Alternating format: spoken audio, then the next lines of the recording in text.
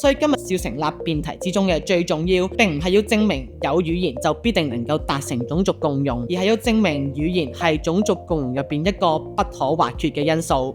因此今日我方贊成辯題。第一，語言能夠促進交流，語言就係融入一個社會最基本嘅要求。從個人發展去睇，接受教育同埋就業都需要有一個共同嘅語言。從社交方面去睇，聽唔明人哋講咩就冇可能可以交流溝通，更加冇可能去理解到其他種族嘅需要同埋文化。有風今日話語言係共融嘅開始，但係咪等於最重要呢？社會學理論下，族群係因為歷史、社會同心理等因素形成，原因複雜多變，每個地方都唔同。要討論今日辯題，就要明白種族之間存在唔共融嘅成因。語言只係做到最基本嘅溝通，但要促進到種族共融，係應該做到種族之間權利平等，以至深層上尊重同欣賞每個種族。可見每個種族唔共融嘅因素眾多，要促進共融就要獨立審視每個個案嘅成因，並唔淨係語言能夠做到。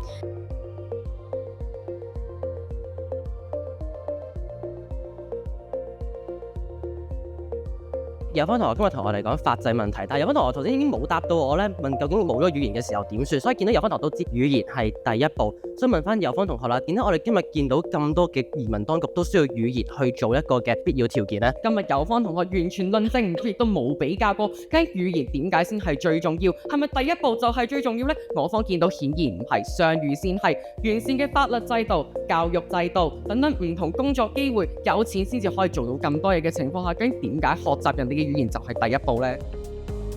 好多謝平機會嘅賽會啦，咁其實經歷咗咁多場比賽之後咧，我發現自己對平等咧，好似真係有另一個認識㗎。即係以前大家諗平等係咪可能50-50或者大家一模一樣就係平等咧？但係我覺得有場比賽好深刻嘅，就係我6強嗰場比賽。咁我就喺度諗，其實講嘅平等咧，從來唔單單係大家有一樣，更加係大家有一樣嘅機會去達成呢樣嘢。所以我覺得其實呢個比賽佢帶嚟我最深刻嗰樣嘢係佢令我真正了解到大家可能唔同種族啦、男同女啦，或者甚至乎唔同人只可以依然有個平等嘅機會，依然去追求唔同嘅嘢。我覺得今日對賽雙方嘅學校8位同學都做得非常之好，特別係今日嘅辯題其實一啲都唔簡單。要點樣理解語言本身已經好難，仲要理解點樣係促進到種族共融，再進一步論證最重要因素咧，就難上加難。咁所以我覺得今日正反雙方，正如3位評判所講咧，都已經發揮得好好。畢竟我哋好多同學咧都仲係初中，咁所以咧佢哋今次呢個係一個成長嘅好機會。我覺得用辯論比賽去理解翻平等機會等等嘅議題咧，其實好重要啊，因為呢個係一個複雜嘅社會問題啦。